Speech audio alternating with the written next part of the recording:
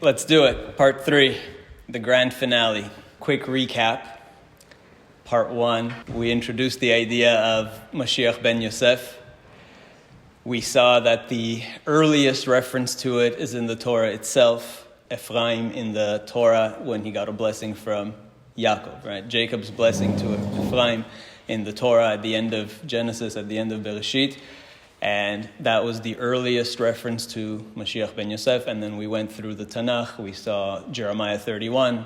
We saw Psalm 118, which is all about Mashiach ben Yosef. Lo amut ke'achayeh. That he's not going to die like some people think, and he lives. And then we went through Kol HaTorah, which tells us the Vilna Gaon's teachings on the 4 stages of the Mashiach ben Yosef process, right? So stage 1 was the ingathering of the exiles, right? Kibbutz Galuyot. And we said it's fulfilled when 600,000 Jews are in Israel. But we might have to come back and reevaluate that number today. And then stage 2, which was called Ephraim Mitnoded, is a set of troubles that plagues the Jewish world, the entire Jewish world, Et Tzara Hi LeYaakov, that the whole house of Jacob is suffering. And there are 999 travails and tribulations and problems that the Jewish people experience, and embodied in this Mashiach ben Yosef figure. And then stage 3 is Mashiach ben Yosef is revealed, and stage 4 is the final confrontation with Amalek. With Armilus, Amalek is embodied in a character called Armilus, and we even saw the Gematria there of Armilus and Ephraim were equivalent, 331, because they kind of neutralize each other, the destruction of evil. And we're going to come back to those numbers as well and do some fun Gematrias at the end to see the beautiful mathematical precision in the Torah. So that was part 1. And then in part 2, we went to that Gemara in Masechet Sukkah, the only place in the Talmud that Mashiach ben Yosef is mentioned. And we saw that it's a minority opinion of an individual that's essentially rejected by the majority of the rabbis. And therefore, the Rambam, Maimonides, when he codifies Jewish law, he completely ignores the Mashiach ben Yosef idea. The Rambam says that there's only one Mashiach. It's Mashiach ben David that does all of these things, that is responsible for overseeing Kibbutz Galuyot and fighting the Milchamot Hashem. It's only one person. So the Rambam says it's one person that does all these things, completely ignores any mention of Mashiach ben Yosef, and says that if the person who we think might be the Messiah, the presumptive Messiah, dies or is killed at any point, then we know that he's not the Messiah for sure. Because we need a living Messiah. There's no dead Messiah in Judaism. Mashiach is alive. And yet, despite that, the Talmud ends that passage, the final paragraph over there, which is where we paused, by saying that Mashiach ben David sees Mashiach ben Yosef die or get killed and asks Hashem for life. And God says, I gave you life. That's where we pause. So that's what we want to understand. What does this mean? The Zohar we saw seems to suggest that indeed there is an individual who is Mashiach ben Yosef. He does die and then apparently gets resurrected somehow or revived. And that's where we pause. So is there a resurrection? Is there not? So we want to put it all together now, make sense of everything, and present one clear, coherent, consistent narrative of Mashiach that actually satisfies basically all the sources, or as many sources as we can. Put them all together and make sense of it. That's the goal. It's not going to be an easy feat, so it's going to take a bit of time. So I said earlier, for those who just came in, that it might take a couple of hours. So if you need to go home, you're welcome to leave at any time.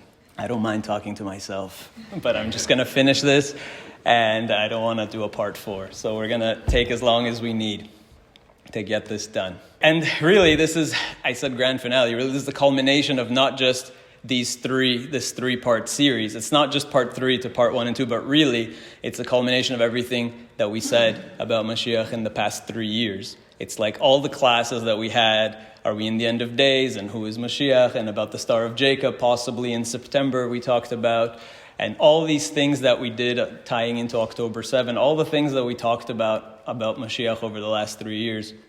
The class we had about the Kabbalistic history of the world, that 6,000-year period, the cosmic Shabbat clock. So we want to actually tie everything together. So this is really the finale of everything about Mashiach, and not just this 3-part series. And I don't want to talk about Mashiach anymore after that. So this is it. There's no more Mashiach talk in the list of topics for a very long time in the near future. What's that? Until Mashiach comes, yeah. Until Mashiach comes, there's no more Mashiach. He'll continue himself when he comes and he'll explain the rest. So we paused at the resurrection idea of a resurrecting Messiah. And of course, there's a resurrection of the dead for everybody. We believe in a Tchiyat HaMetim for the entire Jewish people. And that's what we pray for, right? 3 times a day in the Amidah and elsewhere, we pray for a Tchiyat HaMetim.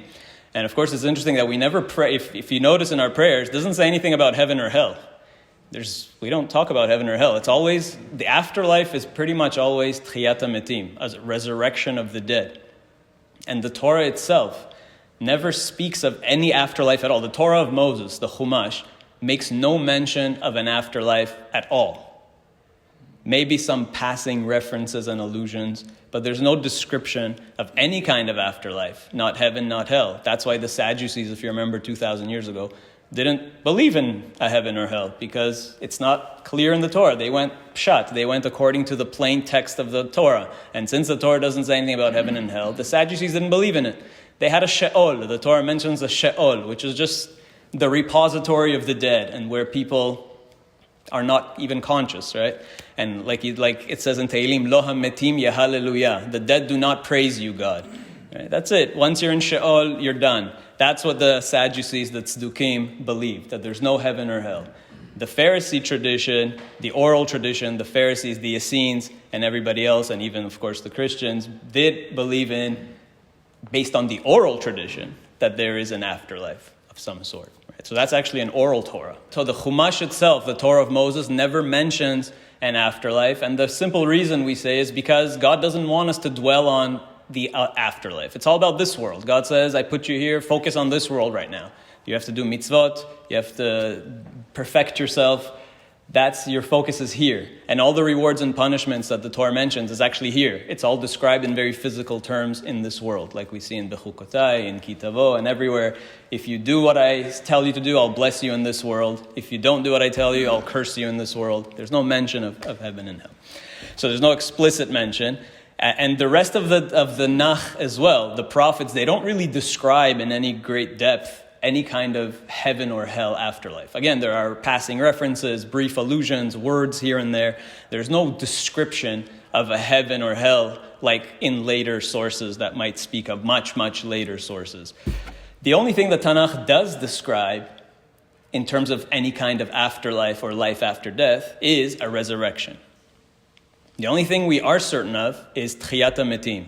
And that's why, again, in our prayers, we don't speak of heaven and hell, but we do speak of a resurrection of the dead. Because that's something that we're absolutely sure of, that there is going to be a resurrection of the dead, a Tchiyat HaMetim.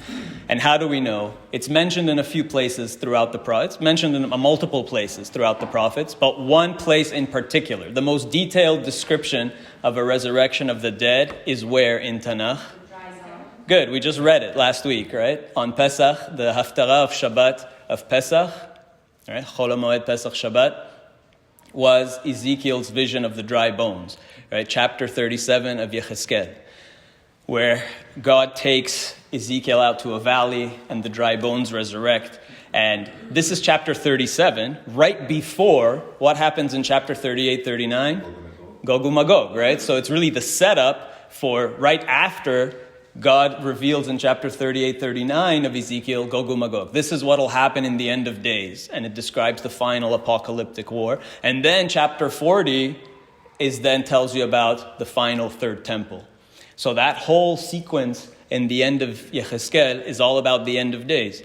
So that's a clear, what happens in chapter 37, 38, 39, 40, it's all one set of events at the end of days. There's a resurrection, there's the apocalypse, there's the rebuilding of the third temple, and we're going to have to put those in the correct sequence, the order of events. How will that actually come about? So it comes from Ezekiel 37. Now, Ezekiel 37, really, it's happening in his own life. Yecheskel, God is taking Yecheskel and showing this resurrection to him. It's happening live before him.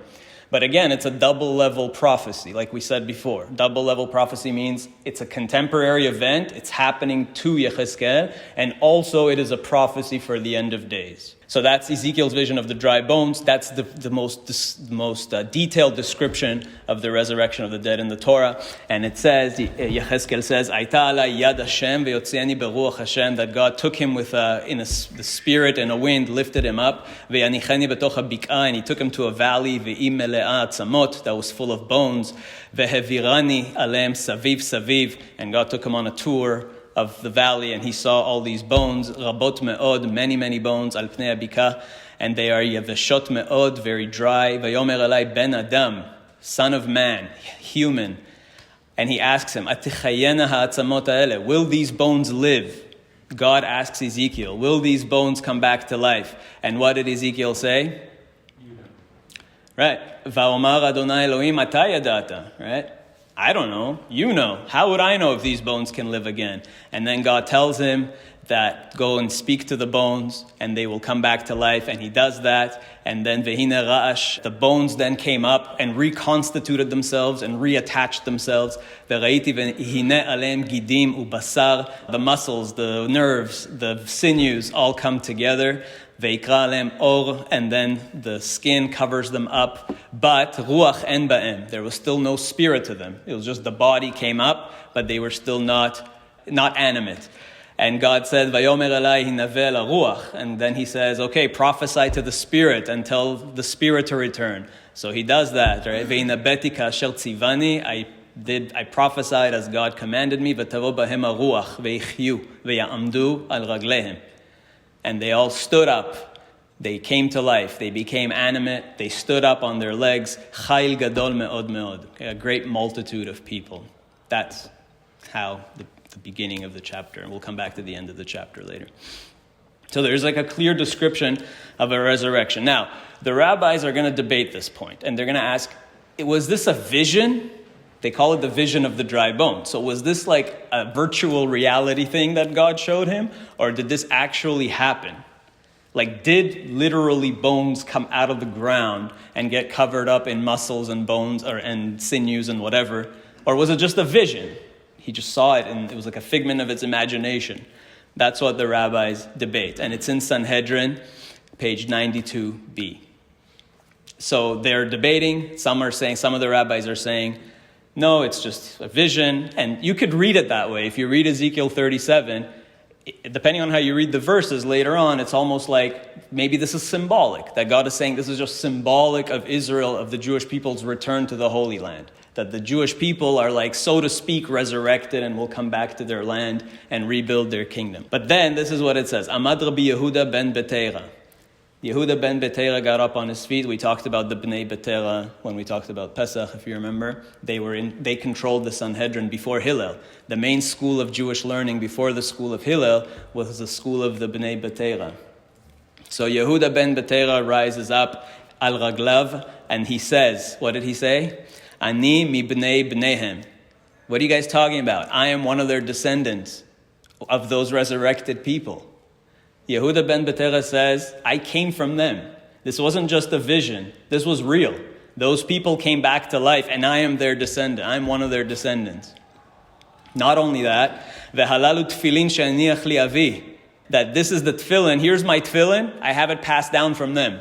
He's saying, I have a tefillin from Ezekiel's time that was passed down in my family. My father gave it to me from his father, going all the way back to one of those people that resurrected.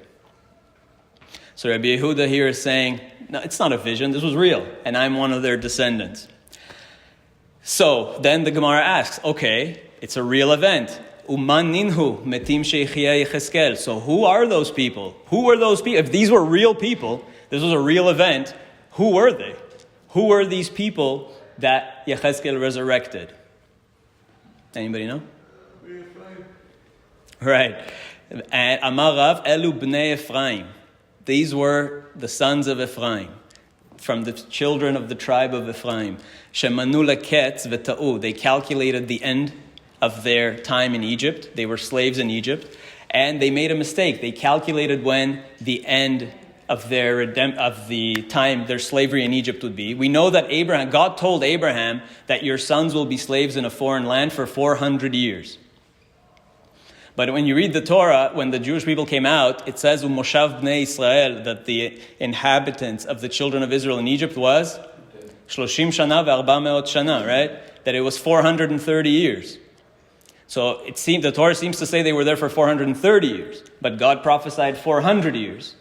So what the Bnei Ephraim did was they miscalculated. It says they miscalculated by 30 years. So when the time period came, a group of Ephraimites said, hey guys, the 400 years deadline came. We're supposed to be out of slavery now. So what did they do? They escaped on their own. They escaped Egypt on their own. And it says, V'halgu anshe Gat. And the people of Gat, which was one of the 5 Philistine cities, they were killed by the Philistines. They came to Israel too early and they were killed by the Philistines. And it brings 2 proofs from the book of Chronicles, because in the book of Chronicles it lists the sons of Ephraim, Uvnei Ephraim, Shutalach, Ubered, and all these other sons. And then it says, Ve'itabel Ephraim avihem yamim rabim. And Ephraim mourned over his children many days. The Midrash explains he mourned over them because they came out of Egypt too early and they were all killed. And then these Ephraimites their bones, now hundreds of years later, these dry bones are in the valley and they are resurrected and they are brought back to life. Now, why is this important for us? Yosef? Yeah, because of course it dafka happens to be Ephraim. Like of all the people that it could have been, so the only place in Tanakh that speaks of a resurrection happens to be associated with, again, Ephraim, the Ben Yosef idea. Going back to the idea of who could be Mashiach and who can't be, and do we have a concept of a Messiah coming from the dead? So a lot of people will say, look, if we're going to have a resurrection of the dead at the end of days, then yeah, you could have a dead Messiah. And so this is what some groups will say. Of course, the counter-argument to that is, well, if everybody's coming back from the dead anyways, why can't it just be King David himself then? Right? It could be Moshe. It could be anybody from the past, right? And I mentioned this briefly in part 1, that the Zohar actually says that if Mashiach comes from the dead, there's a statement that even if Mashiach comes from the dead, who is it going to be? It'll be King David. It says, David Malka Chayla Almin, King David lives forever, Ve'afilu be'yomei Malka Mshicha, and even in the days of Mashiach, Iyu Malka, he is the king.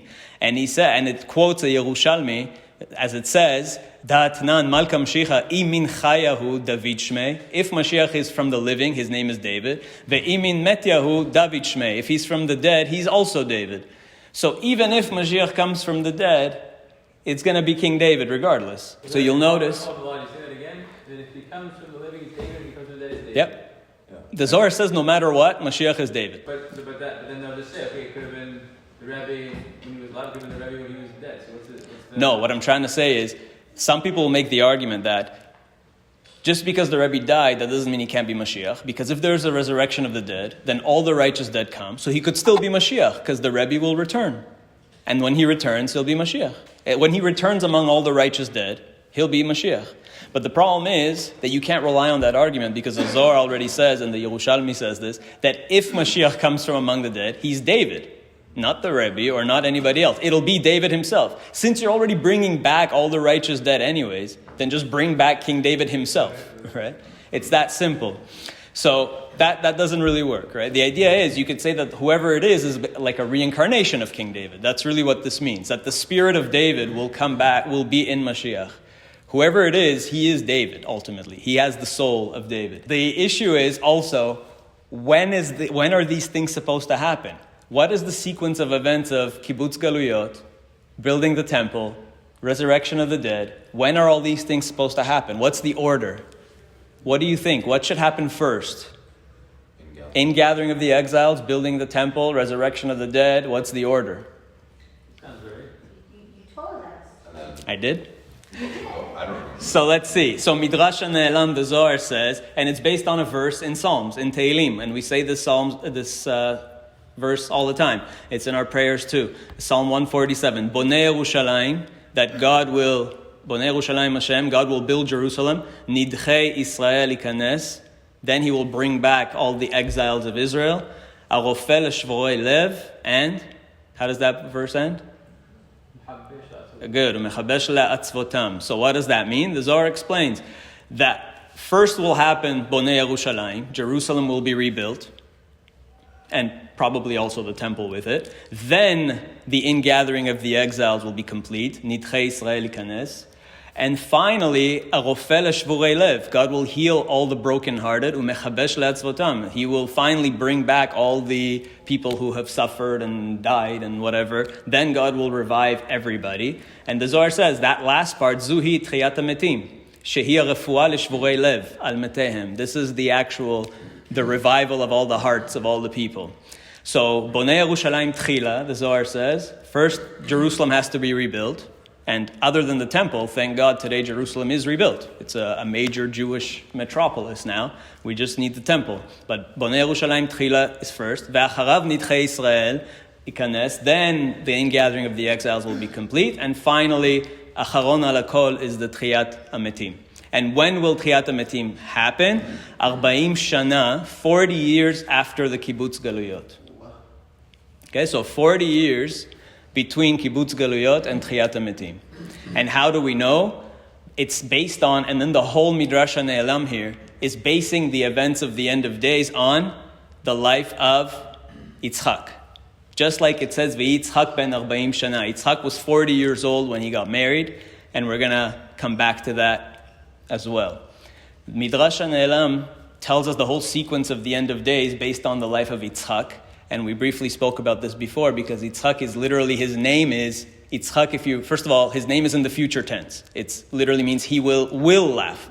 Not tzachak, not that he laughed in the past, but Yitzchak, he will laugh. So it's already in the future tense, first of all. Second of all, the Torah tells us basically nothing about Yitzchak. Nothing. He doesn't even have a parsha to himself. There's a few parshas about Abraham. There's a few parshas about Yaakov, about Yosef.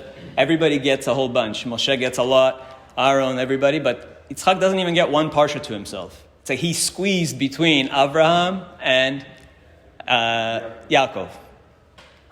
We know basically nothing about him, right? So Yitzchak is like concealed until the end of days. And the mystics and the Arizal says Yitzchak is literally, if you take those 4 letters, Yitzchak, it literally spells Ketz Chai, if you rearrange. It's an anagram. The letters of Yitzchak are an anagram of Ketz Chai, which means he lives at the end of days. So Yitzchak's job isn't done. The Torah says nothing about him because he didn't really do that. His job wasn't for then. His job was for the future. He's going to come back. And we mentioned this last time, that Yitzchak, even the Gematria of Yitzchak is Ben Yosef. Remember this? Yitzchak Gematria is 208. Ben Yosef is 208. Because Yitzchak was that prototypical Mashiach Ben Yosef that was willing to sacrifice himself. He came to the cusp of death, like Mashiach Ben Yosef, and was spared death at the last moment. So Yitzchak is really like the prototype model of Mashiach ben Yosef and the whole Geula process.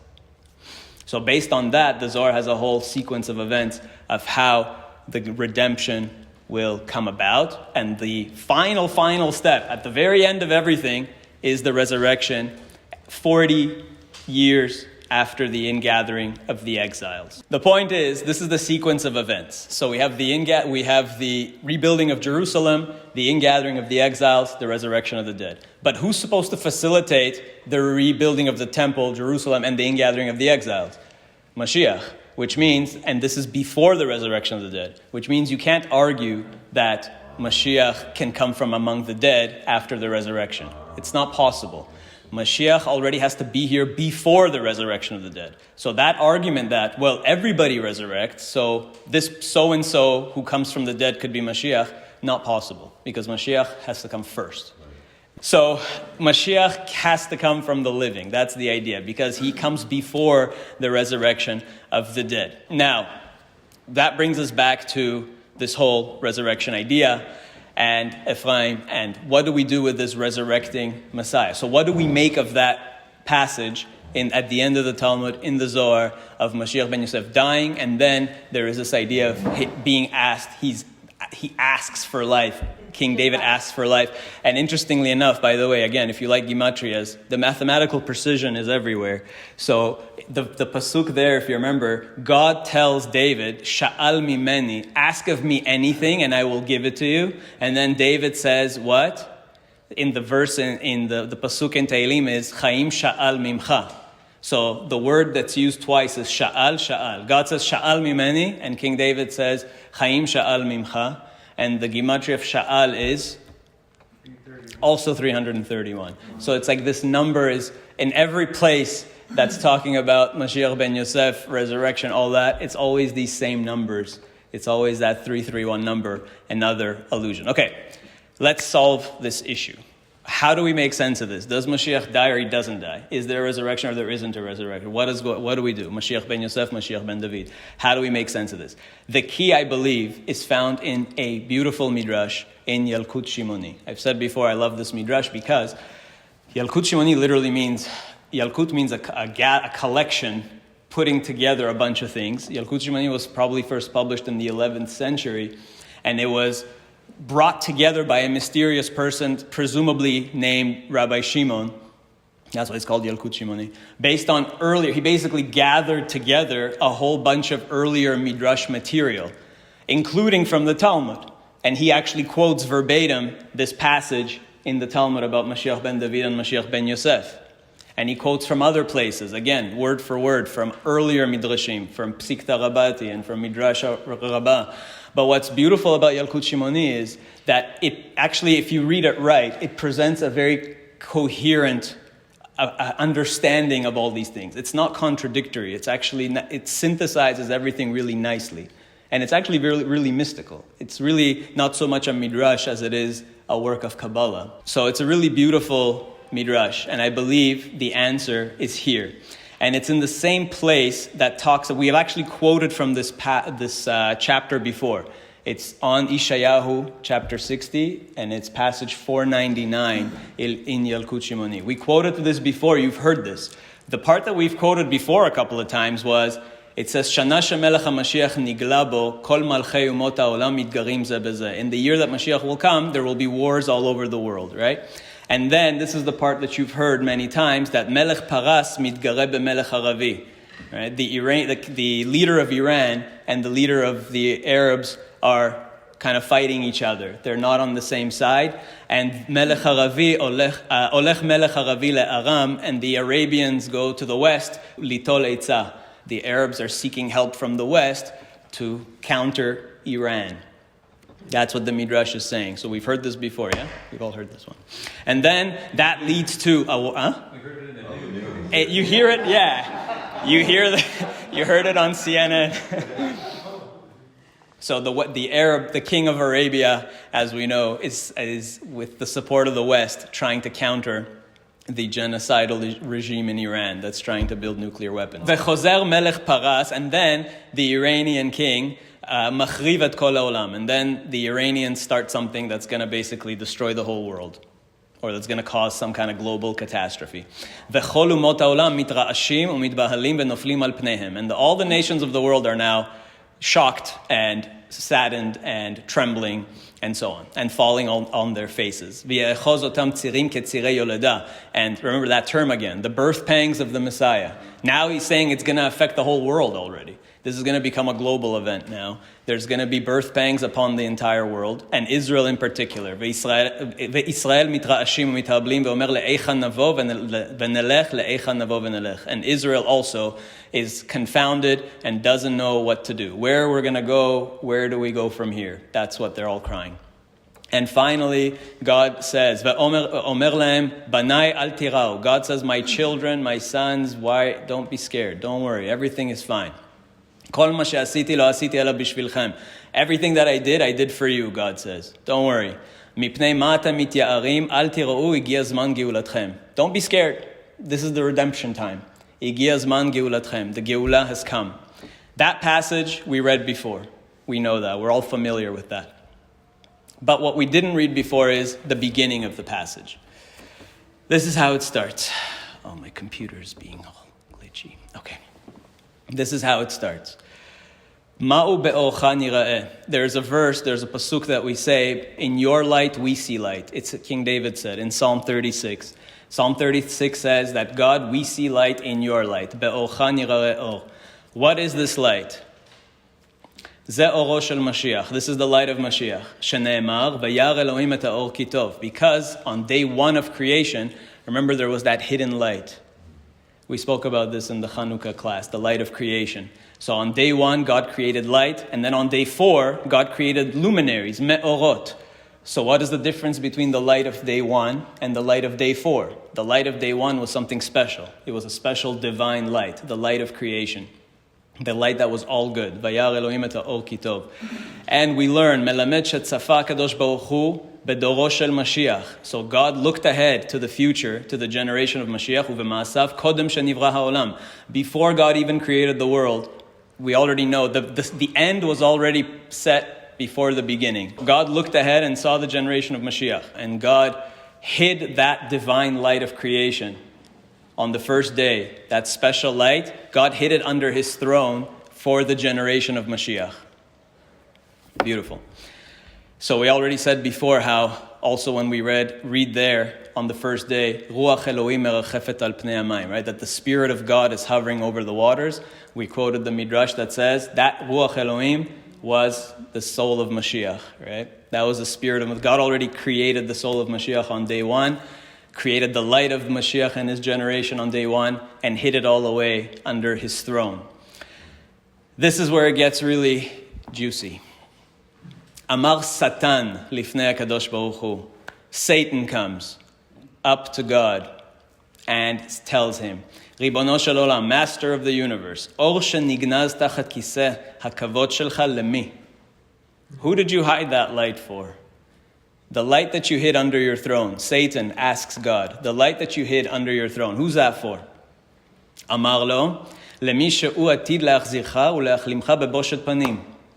That light is for the person who is going to destroy you. Amar lo, so Satan says, Ribono shel olam, master of the universe, areu li, show him to me, I want to see him. Who is the one that will destroy me? Satan asks God, who is going to destroy me? Amar lo, bo ra'eh oto, fine, come. God says, I'll show you. I'll show you who's going to destroy you. Ve'kevan shera'a oto, when Satan saw him, nizda'azav ve'nafal al panav. He was just frightened and scared and fell on his face. Amar, and he said, Bevadai, certainly, Zeu Mashiach she'atid la'apil li u'lechol sarei ovdei elilim begehenom. This is Mashiach, who's going to destroy me and all of the idolatrous princes of, all the evil princes of the Sitra Achra, of the side, the realm of evil, of the left, what's called the left side, the other sides, the Sitra Achra. Mashiach's job is to destroy all the evil in the world, all the minions, Satan and his minions. As it says, Shene'emar, Bala mavet lenetzach. It's a verse in Isaiah that says God will swallow up death forever, or death shall be swallowed up forever. Bala mavet lenetzach. For there will be no more death. Umacha Hashem Elohim dim'a me'al kol panim. And God will wipe away all tears. There will be no more death. Isaiah, of course, prophesies again to a time in the world of resurrection at the end of days when there will be no more death. So Satan sees this light. He sees the light of Mashiach and he says, this is Mashiach, that he's going to destroy me. This is the light that's going to destroy me, that's going to destroy the angel of death, and that's going to bring the world to a point of immortality and resurrection, and death will be swallowed up forever. Be'ota sha'a itragshu ha'ovdei elilim. So all the minions and all the princes of the Ovdei Elilim, of all the idolatrous ones. Remember, God made 70 princes to rule over to oversee the 70 root nations. And then Satan has, they're like angels whose job is to conduits between various nations, the 70 root nations of the world and the heavens. And all the other Ovdei Elilim, all the Sitra Achra minions that God really created. God created the Sitra Achra, remember we talked about this before, to balance out good and evil, right? So all of those angels of the left side are also going to shake and be shocked once they see this light. Amru lefanav, and they tell God, Ribono shel olam, master of the universe, Mi hu zeh she'anu noflim be'ado? Who is this Mashiach? Who is he? Ma shmo u'ma tivo? What is his name? We want to know who is this Mashiach. And what do you think it says? Those are your only two guesses, right? It's not going to be anybody else. Amar lahem HaKadosh Baruch Hu, God told them, Ephraim Mashiach Tzidki Shmo. That's the passage. Okay? So, nothing to do with me. And we're going to see what this actually means. You just don't know it yet. Just like Nabi Musa didn't know it. Here we have, why not him? He's Ephraim. He's Ephraim too. Could be him. But the name is Ephraim, but he obviously has to come from him. Right. So that's what we have to now piece together. So what is Yalkut Shimoni saying? Something really amazing. First of all, Mashiach is supposed to destroy death. He's supposed to destroy Satan. It's funny because Christians say that this is what Jesus did. They have this whole fairy tale of the harrowing of hell, that Jesus went down to hell after he died and before he was resurrected. But none of this happened. It's a cute story, but Satan is obviously still at large, and people are dying. And ironically, more people died in the name of Jesus than anybody else in the past 2,000 years. So Jesus did not conquer death. He did not defeat Satan. Satan is still everywhere. So Christians would like to say that Jesus fulfilled this, but it's obvious that he didn't. Not even close. And actually, many Christians don't believe in this whole story of Jesus going down to hell because there's no source for it. It's not mentioned anywhere in the New Testament. The source for it is really this ancient midrash. Remember we said at the beginning in part 1 that it's not that there are Jewish ideas that might sound Christian. It's that there's a lot of Christian ideas that are Jewish, because the Christians took a whole bunch of Jewish, the Tanakh itself, plus all the early midrashim, and used it to construct a mythology of Jesus. But anyway, this is what Mashiach is supposed to do, right?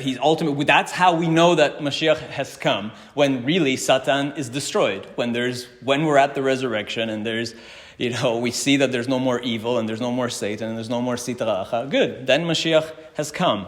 That's the idea. Okay, so Yalkut Shimoni is saying that there's one Mashiach. By the way, Yalkut Shimoni always speaks of just one Mashiach, except for one place where it does mention Mashiach ben Yosef. And I'll come back to that. Otherwise, it's always one Mashiach, and he's called Ephraim. So what Yalkut Shimoni is doing is saying it's all the same person. All these sources that tell you that there's this Mashiach ben Yosef named Ephraim, and that there's a Mashiach ben David, it's all one Mashiach. It's all one person.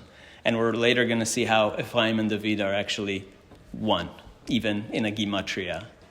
We in the scientific community, the developmental biologists, we look at Satan differently.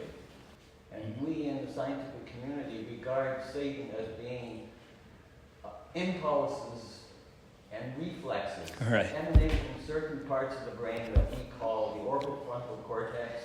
We know the human brain has the capability for neuroplasticity.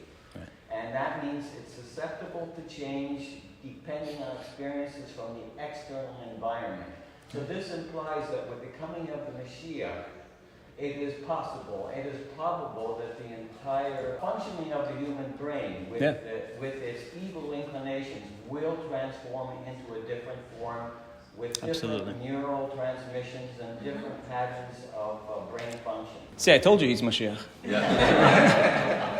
Absolutely. So then the Midrash continues and tells us the same thing about the suffering, those 999 sufferings of Mashiach. And again, it's now what we said about Mashiach ben Yosef now is actually the Mashiach ben David. And he says, Amar lefanav ribono shel olam. So this is Mashiach now talking. He's telling God, Master of the universe, Kama yeh kochi, Kama yeh ruchi, ve'kama yeh nishmati. How much I don't have strength anymore. Lo basar ve'dam ani. Am I not just flesh and blood? How much can I suffer? Am I not just flesh and blood? And on this, King David was crying when David said in Psalm 22, he said, Amar yavesh kecheres kochi, that I'm dry like clay, that my tongue sticks to my palate, ve'le'afar mavet tishpateni, and you bring me to the dust of death. That's an important term that we're going to come back to, the dust of death. What does that mean? That's what David was really saying in Psalms. He was referring to this suffering of Mashiach, and God is saying, David foresaw the suffering of Mashiach, and Mashiach is telling God, how much more can I suffer? Enough. And God told him, what did God reply? Ephraim Mashiach tzidki kvar kibalta alecha misheshet yemei bereshit. You accepted this from day one, from creation, from day one. This was our deal. You accepted this from day one. יהיה צר שלך כצר שלי. So your suffering will be like my suffering. God tells Mashiach, your suffering will be like my suffering. Why? שמיום שעלה נבוכדנצר הרשע, from the day that Nebuchadnezzar destroyed the temple, והחריב את ביתי ושרף את היכלי, and I had to exile all my children around the world, חייך וחיי ראשך לא נכנסתי לכיסא שלי. Since then I haven't sat on my throne. Just like my children are suffering, I'm suffering with them, and you're suffering as well. And ultimately, it goes on like this, and then באותה שעה אמר לפניו, and so ultimately, Mashiach tells God, ריבונו של עולם, Master of the universe, עכשיו נתיישבה דעתי. All right, fine. Like he was calm, I'm calm now, because כי דיו לעבד שיהיה כרבו. Because it's enough for the servant to be like his master. So Mashiach is telling God, you're the master, you're suffering, I'm going to suffer with you, no problem. And again, God is saying, you accepted this from day one of creation. Remember, Ruach Elohim merachefet al pnei hamayim. That was Mashiach from day one. And then, right here is where we read that passage that you heard on CNN about Iran and Arabia fighting each other. That happens here in the year that Mashiach comes. There's this 1 year Gog Magog, as we saw before as well. The Gemara says that the Mishnah says that that Gog Magog lasts 12 months, 1 year, 12 months. And this is how the passage continues. Amar Rabbi Shimon ben Pazi be'ota sha'a magbia. This is the key part. This is where we're going to answer finally our question about resurrection or not. This is the meaning of it. Be'ota sha'a magbia kadosh baruch hu leMashiach. At that moment, God will raise up Mashiach ad shmei hashamayim to the heavens. Upores alav miziv kvodo, and gives him some of his glory. Mipnei umot haolam, so that the whole world could see it. Mipnei parsim arishaim, and before this great villain, which is Iran here, the parsim arishaim. Omrim lo, and they say, this is the people, the souls in heaven. So God is taking Mashiach up to heaven, and the people in heaven say, what do they tell him? Ephraim Mashiach tzidkenu, hevei dayan al elu ve'aseh behem ma shenafshecha chavtza. Judge the people and do with them what you wish. Right? And then it brings verses to prove it. Judge them. Now is your turn to do with them whatever you need to do with them. So Mashiach goes up to heaven. He meets all these people. They say, go. God gives him some of his special spirit, his ziv kvodo. Now he has the power to go back to earth and judge the nations. Okay, so he's taken up to heaven. What does this mean that he's taken up to heaven? Does he die? How do you go up to heaven? UFO, definitely possible. Probably, what's that? The Purim story that you told us. Good. So we talked about Rava and Rabbi Zeira and Purim that were able to go up to heaven. We know Rabbi Akiva, the four Arba shenichnasu bepardes, right? Rabbi Akiva, Ben Zoma, Ben Azai, they all went up to heaven. Eliyahu went up to heaven. Chanoch went up to heaven. None of these people died. So there is a way to go up to heaven without having to die. Now, Eliyahu and Chanoch were literally taken up with their bodies in a UFO of sorts, in a divine chariot. As an unidentified flying object too. And the others, like Rabbi Akiva and Rabbi Zeira, they went up seemingly like spiritually. And remember over there, it felt like they were dead and they had to be, it looked like they were dead and they had to be revived because their bodies were still here, like unconscious seemingly, inanimate, and they looked like they were dead, but they weren't actually dead. Their souls, they had an out-of-body experience and their souls went up to heaven and returned. So this is what's going to happen to Mashiach. He's going to be taken up. He's going to appear dead, but it's not death at all. And it's not going to be a resurrection like Ezekiel with actually bones and muscles, but it's going to be just a resuscitation, like Rava and Rabbi Zeira. And like I was saying, Yalkut Shimoni only mentions Mashiach ben Yosef one time. Aside from the passage of the Gemara that it quotes, aside from that, Yalkut Shimoni only mentions Mashiach ben Yosef once. And you know where it mentions him? Remember the story of Eliyahu when he resurrected or revived the child? Right? The widow in Tzarfat. So the boy, collapsed, and she thought that he was dead. He wasn't dead. The Tanakh doesn't say he was dead. She said that my boy seems dead. And Eliyahu came and revived him. This was like an instant thing. He had like a clinical death maybe, or a near-death experience. He was just inanimate. He was without, it says, "V'yi achar advarim ha'elu chala ben ha'isha." He was sick. Chazak me'od. He was sick a lot. Ad asher lo notra bo neshama. It was like as if his soul left his body, but it doesn't say he was dead. And then she says, "Hey, Eliyahu, it looks like my son is dead." And then Eliyahu revives him. Right? And Yalkut Shimoni says, what was the point of that whole story? Yalkut Shimoni says the only point of that story, why did Eliyahu do it? Why was it necessary? To teach you about Mashiach ben Yosef. That this is what's going to happen to Mashiach ben Yosef. It is not a death and a resurrection from like beneath the ground or whatever. It's just a resuscitation following an out-of-body experience. And it says that, once again, and of course it has to be Eliyahu, because who's coming back at the end of days with Mashiach? It's Eliyahu, right? So Yalkut Shimoni is saying, if you want to know Mashiach ben Yosef, it's the only place where it mentions him. Think Yonah. That's what I was going to say. Because he's Yonah. Because according to tradition, the boy that Eliyahu revived was Yonah. Prior to his resuscitation, he was just a kid. That kid was Yonah? Yeah. Prior to the resuscitation, he was just a kid. But because Eliyahu, CPR'd him and put some of his spirit in him, he came back with some of that prophecy of Eliyahu rubbed off on him, and he became Yonah. Wow. Okay, so Mashiach is not dying and resurrecting in the literal sense. He's actually just going to heaven and coming back and resuscitating. And the Midrash says that this is, Yalkut Shimoni also and other Midrashim say, again, going back to Yitzchak, that this is also what happened to Yitzchak. Because what happened to the Akedah? At the Akedah, Abraham was about to slaughter Yitzchak. And then God says, no, stop. The angel says, don't do it. And Abraham doesn't do it, right? Good, we know that. And then what does it say? How does the paragraph end? Who comes back down from the mountain? The angel comes. The passage ends by saying, "Vayashov Avraham el Na'arav," that Avraham came back to his youth. Vayakumu ve'elchu yachdav el Beersheva. They went back to Beersheva, but Yitzchak isn't mentioned. Vayishev Avraham be'Beersheva, right? Vayishev Avraham be'Beersheva. Where's Yitzchak? The passage ends by saying, Avraham came back from the Akedah and went to Beersheva. Where is Yitzchak?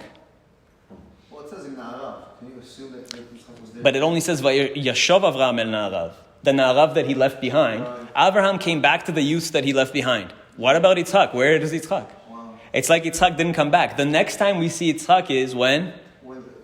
3 years later, when he's 40 and about to get married. So for 3 years, Yitzchak is gone. Where is he? Why did only Avraham come back? Where is Yitzchak? So there, in a few places in the Midrash, it says that Yitzchak actually, he wasn't killed, but he went up to heaven. He actually went up to heaven at the Akedah. And that's what Yalkut Shimoni says as well. Where did he come from? The Torah says when Eliezer's bringing the wife, suddenly Yitzchak comes back into the picture. Yitzchak ba mi bo be'er lechai roi. He's coming from be'er lechai roi. He's coming from literally the well of life. Be'er lechai roi. Okay, ve'u yoshev be'eretz haNegev, and he's in the Negev. Ve'yitzei Yitzchak lesuach basadeh. He came out to go to the field, or from the field, or to meditate in the field. And the Midrash says, what does that mean? Ve'yitzei Yitzchak lesuach basadeh. Mi'eichan yatza. Where did he come from? Yatza migan Eden. He came back from the Garden of Eden. For 3 years, he went up to heaven. So Yitzchak himself as well had a spiritual ascent without actually dying. Perhaps he was in a comatose state, still biologically alive, but That would be higher consciousness. good. So he's had as well some kind of out-of-body experience, or his soul went up. So his body was still biologically alive, but his soul was out, his consciousness was somewhere else. What's the story? We don't know. We don't know what happened to the body. It's not clear. But then this is when he comes back. And I spoke about this before as well. If you remember, a few years ago we did a class on the Matrix in Judaism. Because the Matrix has a scene where Neo at the end resurrects. And I talked about this there, about the Midrash HaNe'elam, that the Zohar here says, in Midrash HaNe'elam, it tells the whole story of Mashiach through Yitzchak and Rivka. And it says, just like Yitzchak is seemingly resurrected or revived, just as he's getting married, he re-enters the narrative. He comes back from Eden. Why? Just to marry Rivka. That's what the Midrash says. Bishnat ha'arba'im. Based on that, the Zohar says, Achzarat ha'neshama laguf bishnat ha'arba'im, that the resurrection of all the dead will be 40 years, like we said, after 40 years.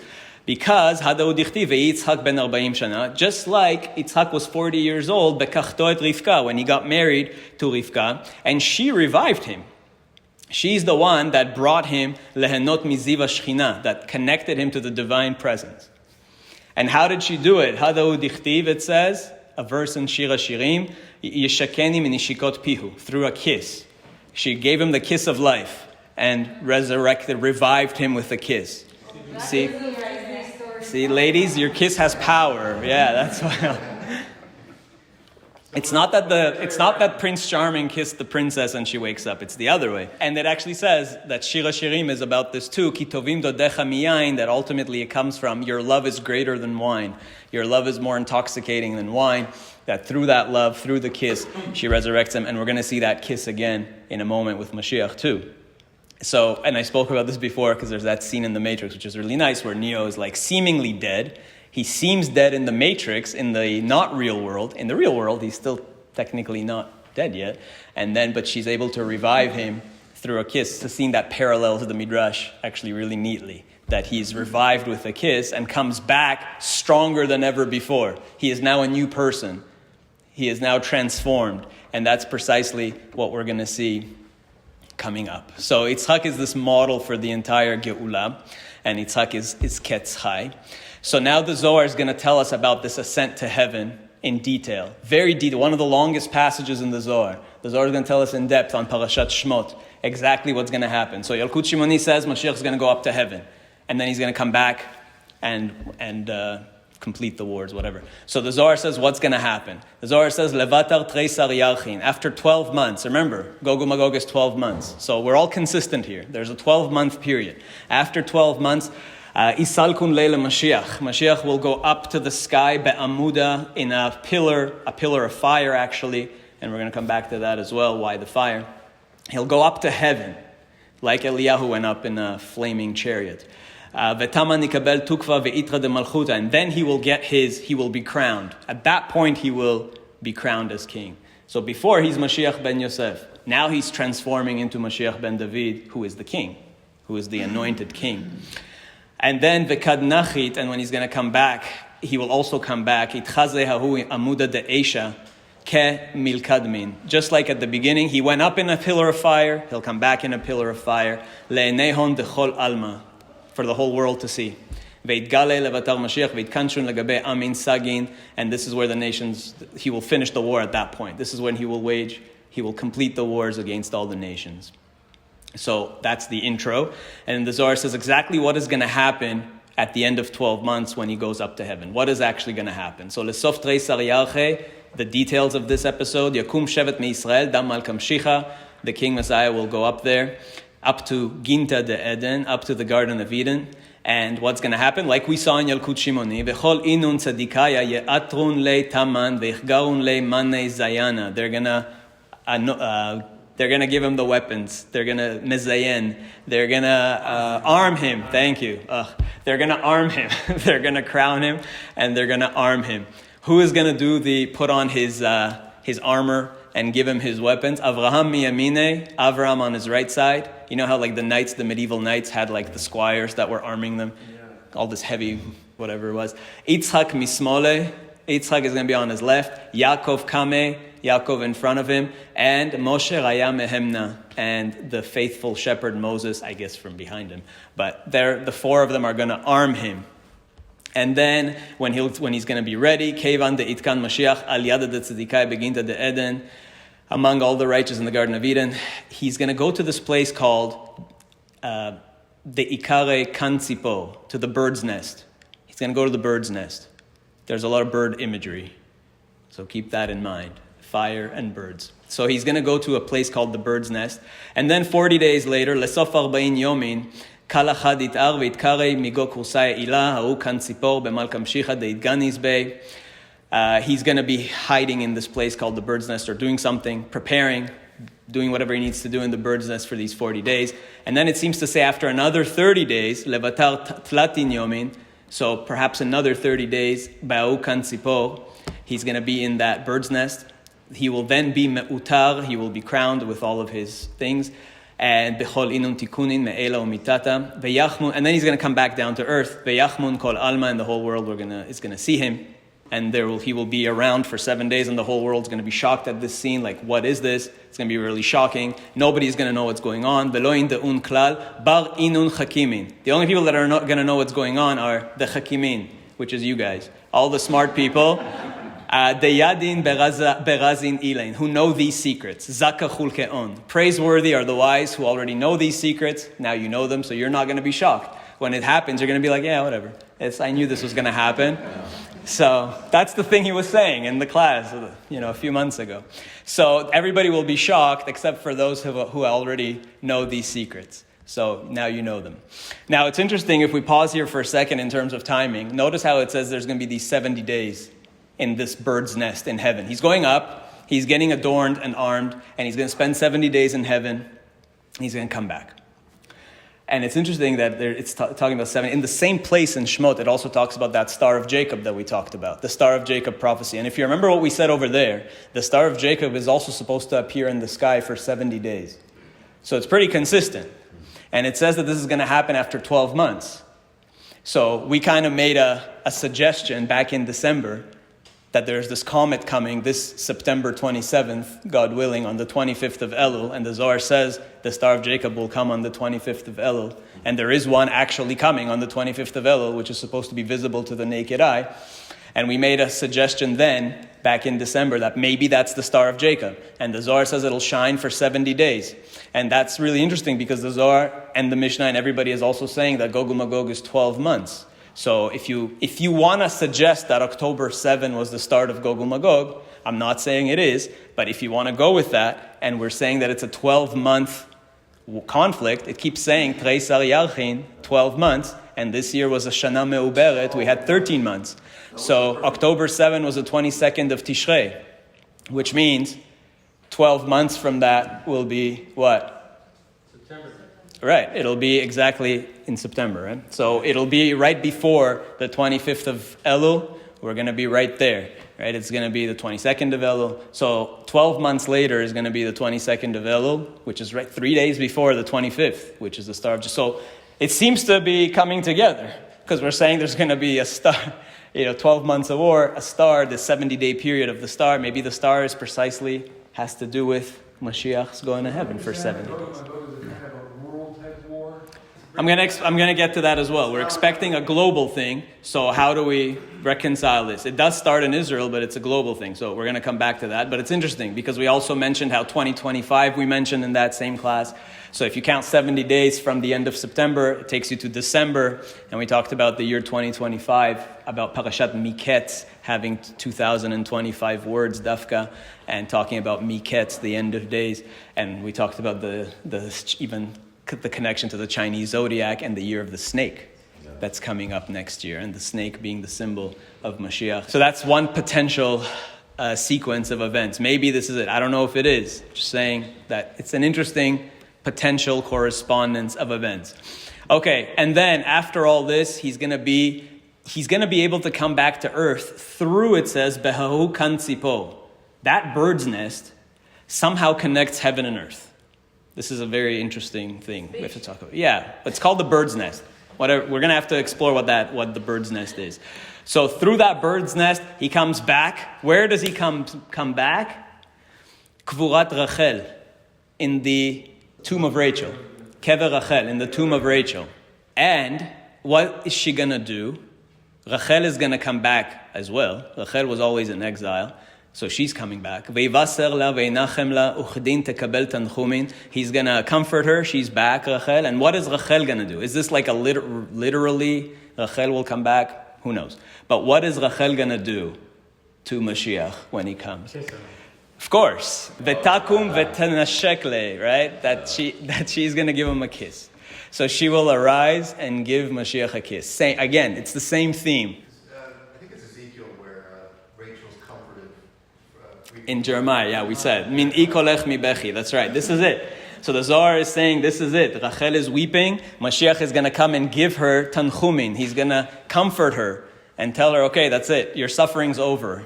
We're done. And she's going to kiss him, right? And that's where, from this place, he's going to come back to earth. So it's like Rivka revives, brings Yitzhak back from the Garden of Eden through a kiss. Rachel brings Mashiach back from the Garden of Eden through a kiss, right? It's like the same theme. And then finally, Mashiach comes out to the world and puts the wars to an end. That's what the Zohar says. And here we can come back to Yalkut Shimoni. Mashiach will then wage the wars. And who's coming to, or finish the wars that have been raging for a while? And who is he confronting? Lo malchut echad, not one kingdom. It's not just Iran here. Ushte malchuyot, not two, not one or two kingdoms. How many? 70. Ela 140 malchuyot.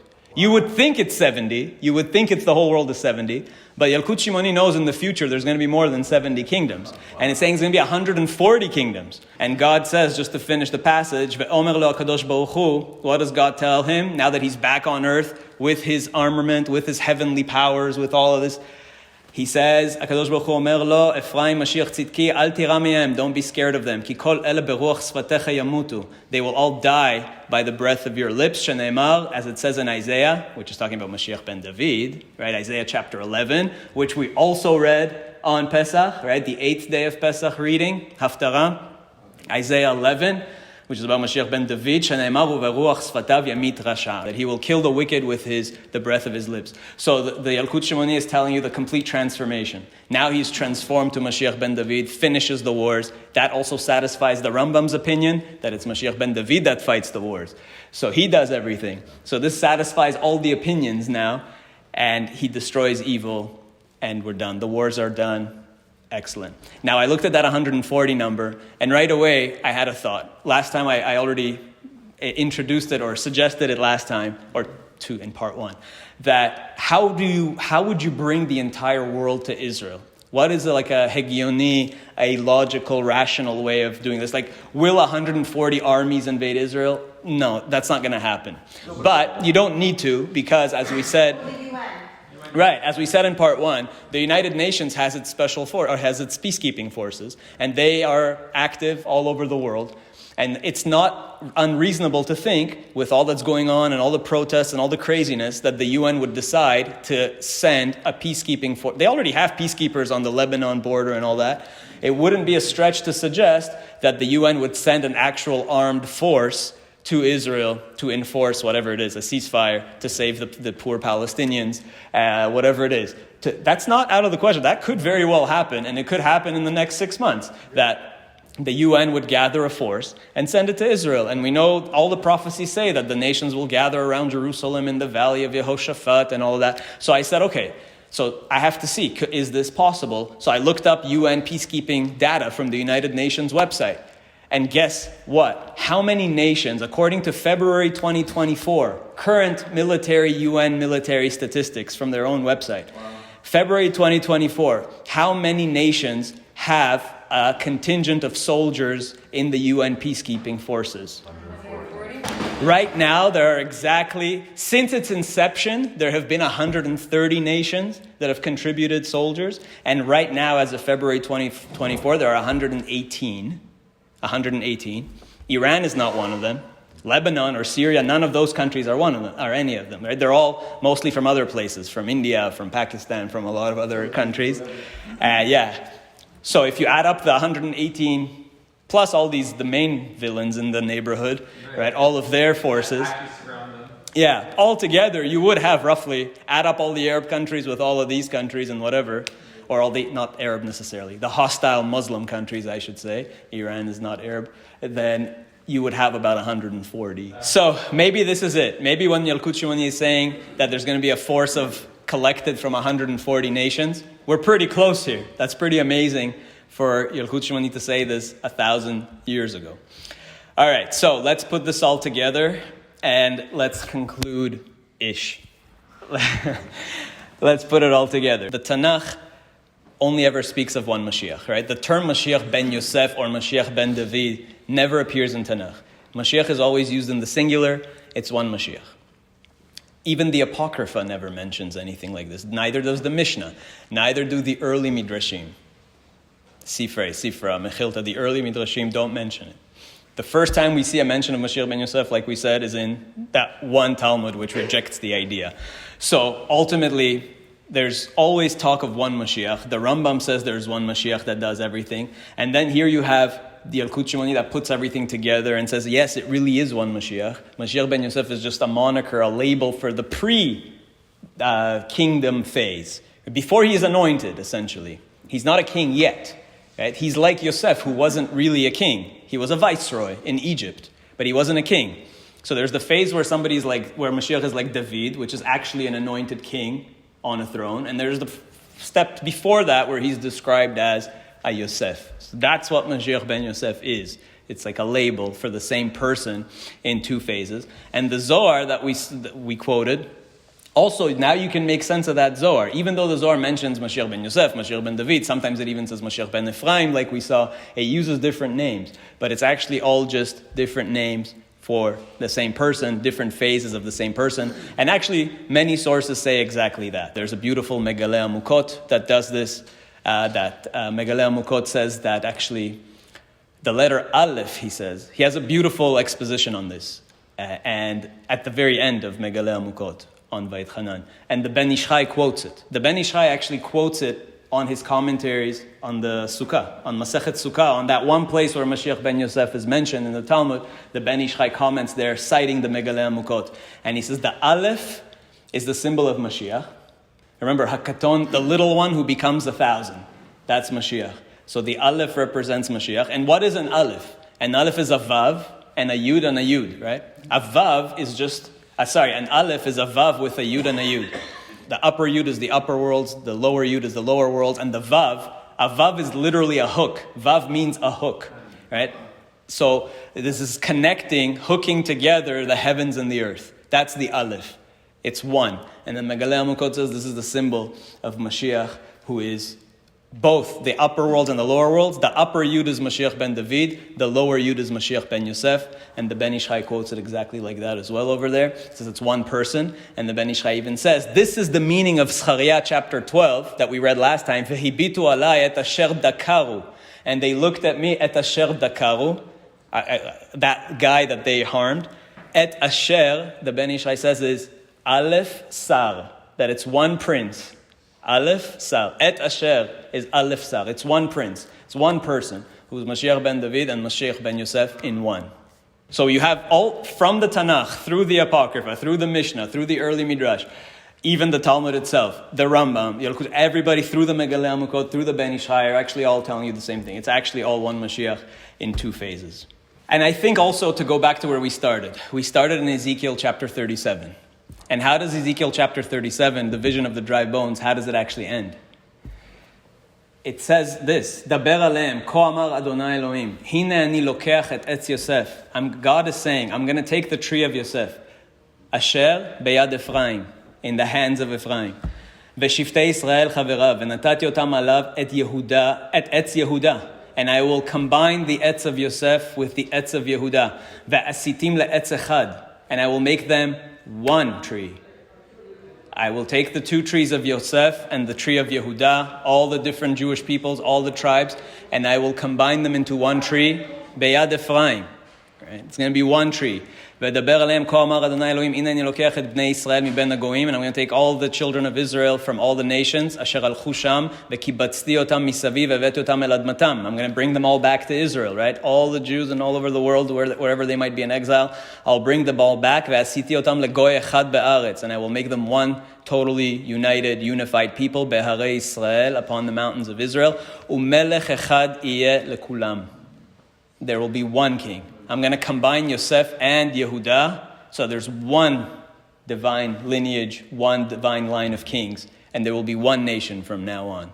Right? So even Ezekiel chapter 37, where we started, is saying God is going to graft the two trees together and make it one tree. So we have one Mashiach, there's a transformation from one phase to the other, and this is the interesting bit that I want to do a little gematria, because it's always fun to see the mathematical precision in the Torah. And the numbers are really beautiful. Right? We live in a very mathematical universe. We talked about this before. You can explain everything with formulas and numbers. That's really amazing. It's one of the big questions in science. Why is that? Why is our world so perfectly programmable and mathematical, and you can describe everything with numbers and formulas? And the Torah as well, you can describe with numbers and formulas perfectly. So for me, I love this, and I like how it really extracts the meaning here. Now, when you look at such transformations in the Torah, where a person changes who they are, become a different phase in their life, you'll notice that it's pretty much always associated with a name change or an addition of a letter to their name. Avram became Avraham, right? Hoshea became Yehoshua. Even Yaakov, 5 times in Tanakh, Yaakov is written with an extra vav. Usually it's Yud, Ain, Kuf, Bet, and 5 times Yaakov has an extra vav, and 5 times Eliyahu is missing a vav. But we'll talk about that another time. So Yaakov had an extra vav. Yosef, there's one place in Tehillim that it says Edud beYehosef, that Yosef is called Yehosef, that he got an extra hey. Right? So you notice that we add yuds, heys, vavs, heys. We add, God adds, or take away. You add, right, Sarah, so God gave her a hey instead of a yud. So it's always one of God's name. God will add one of the letters of his own name to signify a transformation. And you'll notice something amazing. Look at David. David is usually spelled Dalid Vav Dalid, but many times in Tanakh, he's also spelled Dalid Vav Yud Dalid. So even David gets an extra yud, including in the Zechariah chapter 12 verse. There it actually says David with an extra yud. So that also is indicative of a transformation. David with a yud versus David without. And the same is true for Ephraim. Ephraim is spelled Aleph, Pei, Reish, Yud, Mem. In Tanakh always. But you'll notice not in Tanakh, but outside of Tanakh, Ephraim is sometimes spelled with 2 yuds. And in modern Hebrew today, often they spell it with 2 yuds. Right? Aleph, Pei, Reish, Yud, Yud, Mem. So that's also interesting, that both David and Ephraim get an extra yud. And this is what I think is really beautiful. So if you look at, we talked about the number 331. The base value of Ephraim is 331, like our milus and like all these other things. But that's the base value. If you add a yud, it's an extra 10. So it becomes 341. Close. And there's one more transformation there. There's another transformation there. Because a mem sofit has 2 values, right? The 5 sofit letters in Hebrew have 2 values. So mem can be 40, but when it's at the end of a word, it's a different symbol. It's 600. Right? Nun is 50, but when it's at the end of the word, it's 700. Pei can be 80 or 800. And tzadi could be 90 or 900. And kaf is 20 or 500. And the mem sofit, the Gemara says in Sanhedrin, if you remember, there's one place in the Tanakh where there's a mem sofit in the middle of a word. There's a verse in Isaiah where it says lemarbeh, and the mem in lemarbeh, in the middle of the word, is a mem sofit. And the Gemara says, why is it a mem sofit in the end of the word? And the Gemara says it's a sign of the end of days. It's a symbol of when the circle will be complete. The mem sofit is a complete circle. It says the mem sofit is a sign of Mashiach. So if you take the Ephraim mem sofit, not as a 40, but as a 600, then its full value then becomes 901. 901. Now this is what I find really cool. To me, this is like the mathematical precision is amazing. So you have 901 as the complete value of Ephraim, right? You know, in Gematria, the more detailed form of Gematria, if you want to understand the inner essence of something, you can take the numerical value of the word. That tells you the superficial value of that thing. But if you want to know the inner spirit of that word, what do you do to it? Every letter. Yeah. Good. You do what's called a milui. You actually spell it out. You spell out the word, and then you do the value of the whole word spelled out. So you open it up, basically. And that gives you the inner spirit of the word. And actually it comes right from the beginning of the Torah itself. Because Ruach Elohim merachefet al pnei hamayim, that's where the Kabbalists prove it from this verse. Ruach Elohim merachefet al pnei hamayim. The Spirit of God is hovering over the waters, right? What is the Spirit of God? What is Ruach Elohim? If you do the Gematria of Ruach Elohim, Ruach, Reish, Vav, Chet is 214. Elohim is 86. So Ruach Elohim is 300. Okay? The gematria of Ruach Elohim is 300. Nice. Now, if you take the word Elohim, and you want to say, okay, superficially it's 86, but what is the inner value? What is the spirit of Elohim? What is the inner spirit, the Ruach Elohim? And you open it up, so you spell it. Aleph is Aleph Lamed Pei, right? And then Elohim, Lamed. Lamed is Lamed Mem Daled. And Hey Yud. And Yud Vav Daled. And Mem is Mem, right? You spell out Elohim, and then you take the value of it. Guess what you get?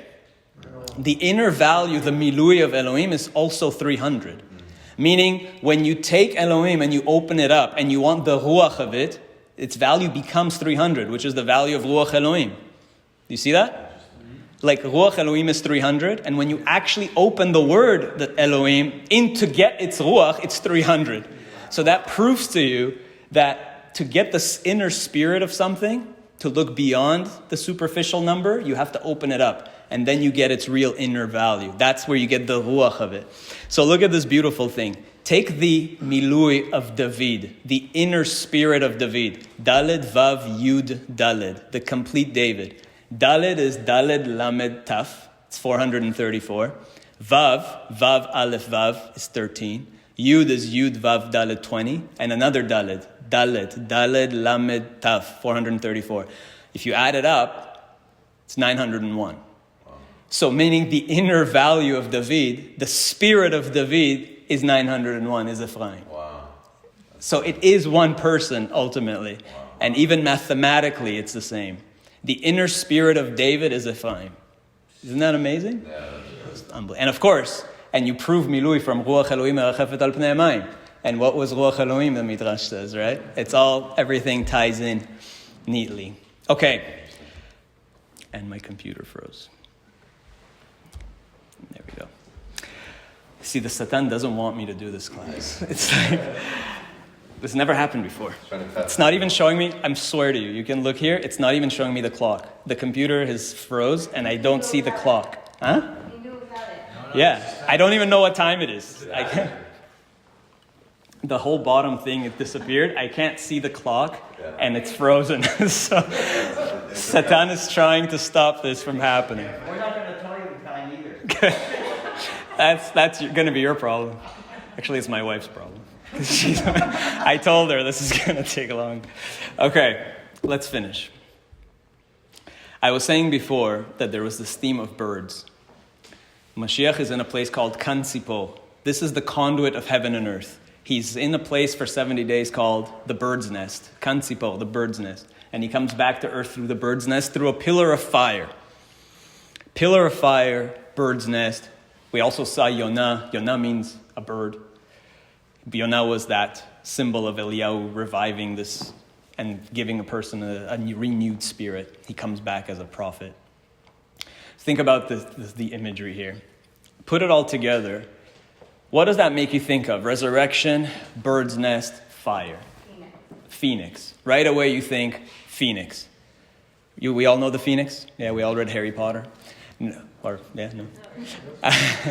No, even before. Greek mythology, Egyptian mythology, the Phoenix. Iranian mythology, the Phoenix. The Phoenix is this symbol of this bird that lives for a certain amount of years. And then it burns up in flames and is resurrected from its own ashes and lives on again. Now, you might think this has nothing to do with Judaism, right? It's Greek myth, it's Egyptian myth, it's something else. But it's all over the Torah as well, if you know where to look. It's most explicit in Eov. Somehow we always come back to Eov. Job tells us, Ve'omar imkini egva, I'm going to die with my nest. I'm going to die, imkini egva. If I die or with? No, im with an ein. Imkini egva, I will die with my nest. Ve'chachol arbe yamim. And like a kechol, chol, I will live for many days. I will die in my nest, but live for many days. Take a typical Tanakh translation. They actually translate this as phoenix. The word for phoenix is chol. In Hebrew, it's called of chol is the phoenix. Chol. Chol also means sand. because it essentially, or earth or sand, because it burns up into ash and is resurrected. So Job is saying, I'm going to die with my nest because the nest catches fire and the bird burns down into dust and is resurrected from or comes back to life from the dust. That is the phoenix story. It's in Job. And it's not just in Job. It's all over the Midrash. It's in the Talmud. It goes by many different names. Chol, Avarshena. It has many different names. There's a Midrash about what it did during the Great Flood, that it helped Noach or didn't trouble Noach. But there's another more beautiful Midrash that says, how did the phoenix merit eternity? There's a beautiful ancient Midrash that says that the phoenix was in the Garden of Eden. And when Adam and Eve ate the fruit in Eden, not only did they eat the fruit, but once they ate the fruit and opened the door, all the animals ate the fruit. And so that's why all animals became mortal, except the phoenix, which flew away. That's what the Midrash says. Again, Midrash, metaphorical. You don't have to take this literally, right? This is symbolic language. The phoenix flew away and merited to live forever.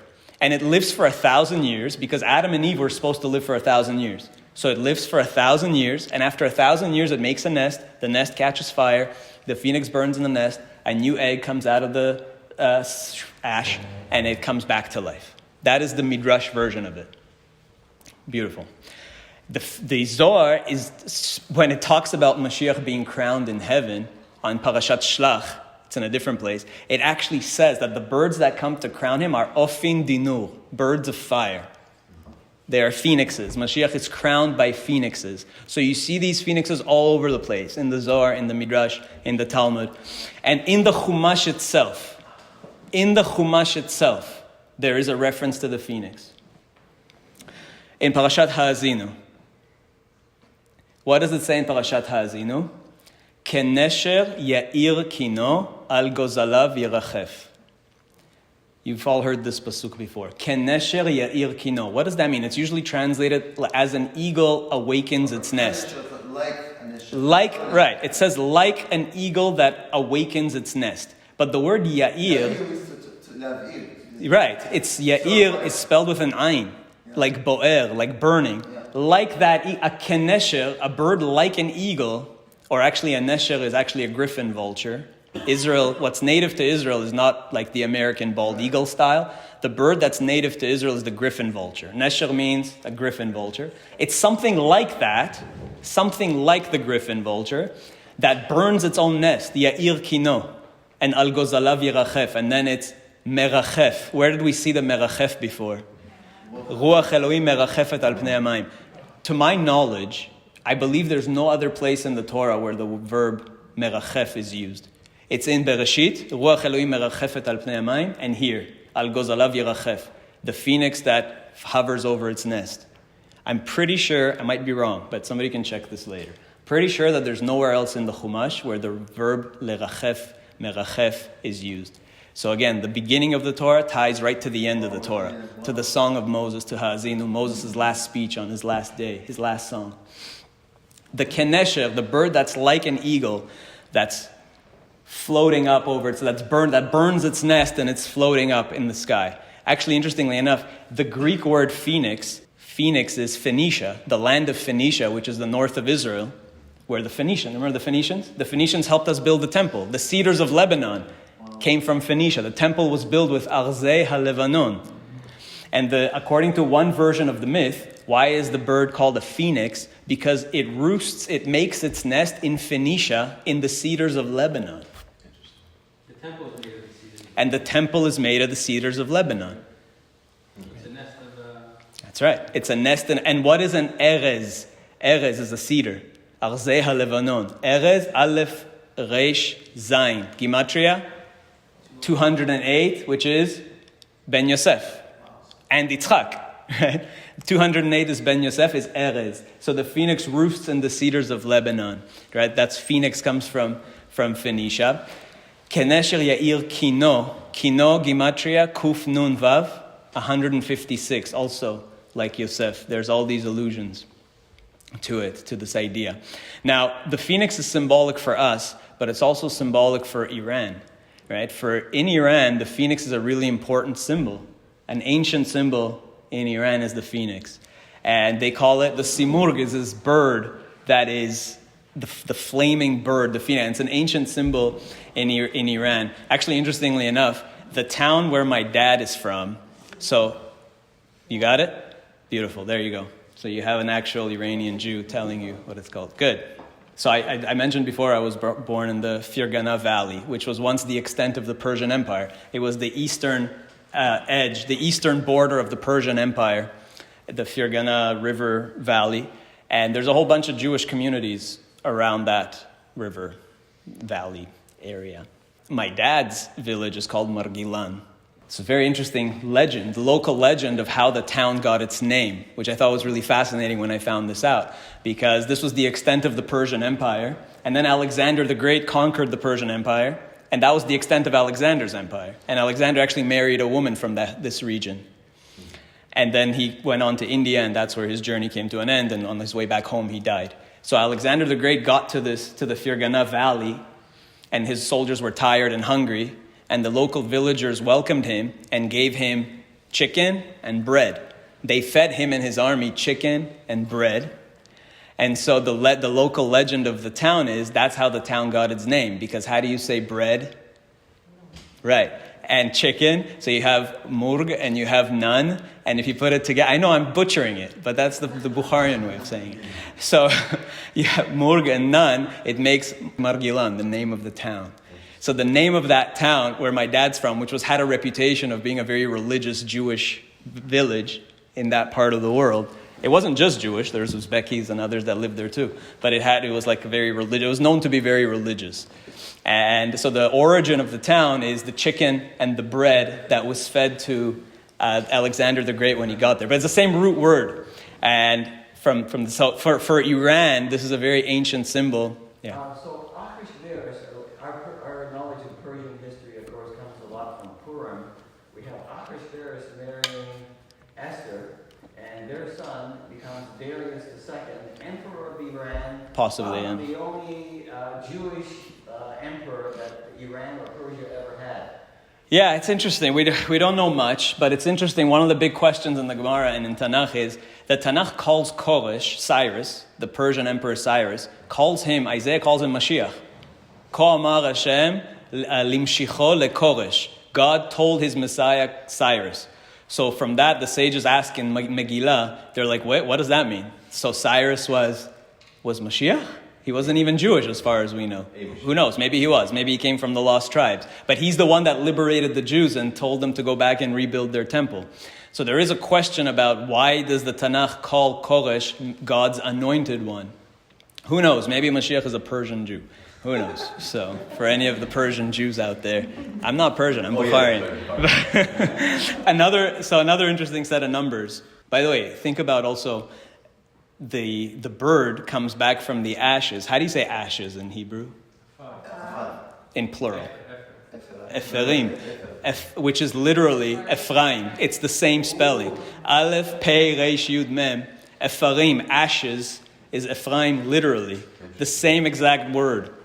So it's the same symbolism of coming back from the ashes. Okay, I have a whole set of gematrias with the phoenix, but I'm going to leave it.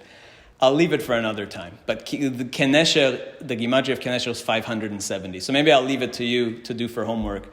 That there's all these connections to Mashiach ben Yosef and to Ephraim. If you do all the numbers, it all comes, and to David. If you do the numbers, it comes back again to 570, which is the value of Kenesher, which is the phoenix. And the phoenix is, again, symbolic of a resurrection, of a transformation. So the phoenix is another symbol of Mashiach, and also of Iran, which is this great adversary. According to all sources, it's the main villain here at the end of days is Iran, is Paras, who symbolically, going to ancient times, has the symbol of a phoenix, and Mashiach as well. So it's similar to what we were saying as the serpent, the snake being a symbol of Mashiach, and also the snake being a symbol of the Sitra Achra. There's this pattern of opposites, but having the same symbol as they neutralize each other. So it's really interesting, the whole phoenix thing. But we're out of time, so I'm going to leave it for some other day. Maybe we'll do a whole class on the phoenix. So the last issue, and we're done. We have to solve the timing issue, because we were saying, ingathering of the exile, 600,000 Jews, we were saying that's 1947, but then how could it be? 40 years later, it didn't happen. So how do we deal with that timing issue. So if we think about the number 600,000, what is it based on? 600,000 is based on Mount Sinai. But who was at Mount Sinai? It wasn't 600,000, it was like 3 million. 600,000 was just the men, right? The men over the age of 20 specifically. Men over the age of 20. So when we go with the 600,000 number, in 1947, the total population of Israel, men, women, and children, Jewish population, was 630,000. But that's not what Sinai says. Sinai, it was like 3 million people if you count the women and the children. And it was actually 600,000 men. So if you just redefine it like that, which I think is a much more accurate definition, at what point do you have 600,000 men in Israel and maybe about 3 million, 3.5 million people altogether with women and children? When did that happen? So when was the biggest influx into Israel? I mean, after 1947-48. But good. So in 1990, you have now this huge influx of over 1 million Soviet Jews over the next several years came. Also, Were they all actually Jewish? so from the statistics that I got, in 1989, the Jewish population in Israel was about 3.5 million people, maybe 3.7 million people. And then 1 million Russian-speaking Jews came, and another 500,000 not halachically Jewish Russian-speaking people. What's that in total? 1.5 million, 1 million Jews, and half a million that we're not sure of questionable status or not Jewish or whatever you want to call it, not halachically Jewish. Many of them did convert over the years. Many of them converted for sure, or married Jews, like non-Jewish men that married Jewish women, and then their children are all Jewish. So by the end of the 90s, for sure. Also, that not just the Soviet Union, also Ethiopian Jews started. There was in Operation Solomon in 1991. They airlifted just in 36 hours. They brought 15,000 Jews, Ethiopian Jews, to Israel.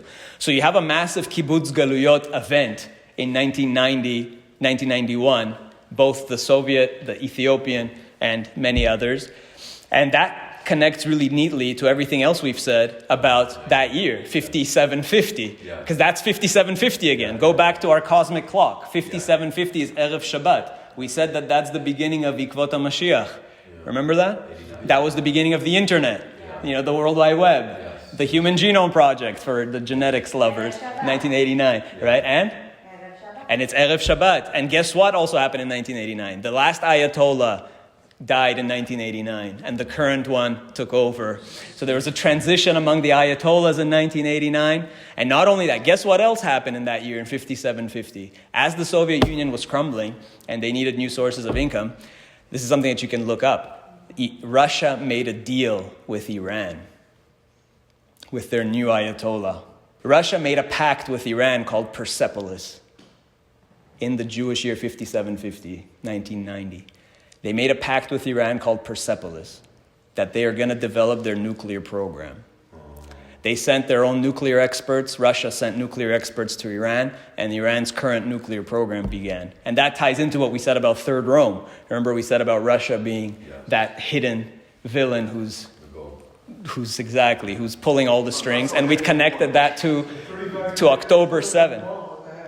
All of that happens again in 5750. The start of Iran's nuclear program as well. You can look it up. It's called Persepolis. And because we're saying this is the period of Et Tzarahi LeYaakov. This is the period where once you have the requisite number of Jews in Israel, which is probably 5750, that's where the Jewish population in Israel pushes the threshold from 3 million and to 5 million. Right at that time is now the ingathering of the exiles is complete. That begins stage 2 of the process. Remember, stage 2 is Et Tzarahi LeYaakov. That's the 999 sufferings. That's your nuclear program. That's what happened right at the beginning of the 90s. That was Israel's turn from being the regional superpower to being the regional pushover and punching bag. That's where all the intifadas, the terror attacks, the suicide bombings, that was all starting from the beginning of the 90s, the horrendous Oslo so-called peace process, which completely ruined everything. The beginning of the world being taken over by Palestinians, which when you think about it is so bizarre, right? Remember in the early 90s when everybody... Russians did that when people cared about Tibet, everything was about Tibet. Yeah. What happened to Tibet? Over 1 million Tibetans have been massacred by the Chinese. Much worse. The Chinese burned down like 500 Tibetan monasteries, complete cultural, ethnic cleansing, total genocide. Everybody was talking about Tibet. Now, nobody cares about Tibet anymore, right? Everything since the 90s has become about Palestine, which is comparatively nothing compared to what China's doing in Tibet and to the Uyghurs. It's nothing compared to what Indonesia's doing to the West Papuans, compared to all these other genocides in the world, compared to what the Arabs do to themselves, compared to what Assad did to his own Syrians, compared to what the Ayatollahs do in Iran to their own people, killing their own people. It's not what Israel's like. Palestine technically should be nothing. It should be completely not even on the radar. And yet the whole world has been hijacked by this whole Palestinian. It makes no sense. And that all began, again, in the 90s. So this Et Tzara Hi LeYaakov begins in the 90s. So it all comes back to 5750. The Iran nuclear program, the fall of the Soviet Union, everything together with the World Wide Web, which is what allowed the Palestinians with their fake news and their Pallywood to take over the world through all the social media and all the fakery on the internet. So I think the timeline works really well. So that's why I said we're going to synthesize everything we said in the last few years. That it fits with 5750 being the start of Ikot Mashiach, about the fall of the Third Rome, about the Iran nuclear program. It's like all comes together. The proper threshold of Kibbutz Galuyot. It all kind of fits neatly. And the real time of trouble that started for Israel, which is really from the 90s. So I think everything comes together, and now we have the complete timeline that we need. And of course, 40 years from 5750 is 5790, so we're still quite on track for, God willing, at Tchiyat HaMetim on time. And 12 months, well, if it's going to be 5790, that would be nice, or even before that, God willing, but who knows? So the process seems like it's coming to a close, God willing, hopefully. Again, this is not prophecy, this is speculation. So, observation, speculation, possibilities. If we merit it, it'll happen. And this is what I want to end with. Because who is Mashiach? Who is this phoenix? Who is Mashiach ben Yosef, Mashiach ben David? Who is this person? Who's it going to be? We're all waiting for Mashiach. Everybody thinks that maybe it's this guy, maybe it's that guy, maybe it's this guy from 2,000 years ago, or from 500 years ago, or from 30 years ago, or he's this person right now in whoever, in wherever. All these people who think they might be Mashiach. And I mentioned before, I get constant messages regularly from people who think they are Mashiach. And honestly, I reply to almost all of them because I don't think they're crazy, by the way. I think it's a good thing. I think everybody should strive to be Mashiach ultimately, because everybody should care about the world enough that they want to make it a better place. Like, what can I do to bring about the redemption? Each person should do whatever they can. Everybody should do whatever they can to bring about the redemption, to merit being Mashiach. If God called on me today to be Mashiach, could I do it? Can I be that person? Can God rely on me? And I say this because this is one of the most beautiful passages for me in the Zohar to end this whole thing. And it's in the same place that we quoted on Parashat Shmot. It's in the same pages, 7b through 8b. It's the same sequence in the same passage in the Zohar. Who is going to be Mashiach, really? Who is this person that we are looking for? And I think it's absolutely wonderful. Look at what it says. Rabbi Shimon, right? Shimon Bar Yochai, who is the originator of the Zohar. Shimon Bar Yochai, Zakef Yadoi, he raised his hands, Ubacha, and he cried. Rabbi Shimon Bar Yochai cried. Why did he cry? Ve'amar, Woy man de izdamen be'ahu zimna. Woe to all those who will live at that time, at the end of days. Woe to all of us who live in this generation. And ve'zakachul ke'man de izdamen. And also praiseworthy are those who will be behahu zimna, who will be living in that time. So woe to those who will live in that generation, and praiseworthy are those who live in that generation. Right? It reminds of that famous Gemara where one of the sages say, let Mashiach come, but let me not see him. I don't want to be there. It's going to be such a terrible time that I'd rather not live through all that chaos. But the other rabbi then counters and says, let him come and let me merit to sit in the shade of his donkey. So it's kind of similar to that. Rabbi Shimon is crying, raising up his hands and saying, woe to all those who will live in that generation, but praiseworthy and meritorious Meritorious are those who live in that generation. Why? So woe to them, begin the kadyate kut shabrichu, because woe to them, because when God will come to redeem the ayala, the ayelet, the deer, which is a symbolic of the Shekhinah, to bring back the Shekhinah, when God will come to bring the redemption, istakel man inun dekayamin behade, he will look at the world and see who is standing by the Shekhinah, who is really connected to the divine presence, who is together with God. Does he have a partner? Does God have a partner in the world? He's going to look at every single person, velo ishtakach zakai, and he will not find a single meritorious person. God's going to come to the world at the end of days when it's time for the redemption, when it's time to bring back the Shekhinah, and he's going to say, who's here with me? Do I have a partner who's working with me here to bring the redemption? He's going to look through each person, and he's not going to find a single one who's worthy. How do we know? Because Isaiah already said this. Dichtiv, Ishayahu, chapter 63, Isaiah, ve'abit ve'ein ozer. I looked, and there's no one to help. Nobody is standing up. Who's going to help me here? Who's going to bring about the redemption? Kama akatin alakatin leIsrael.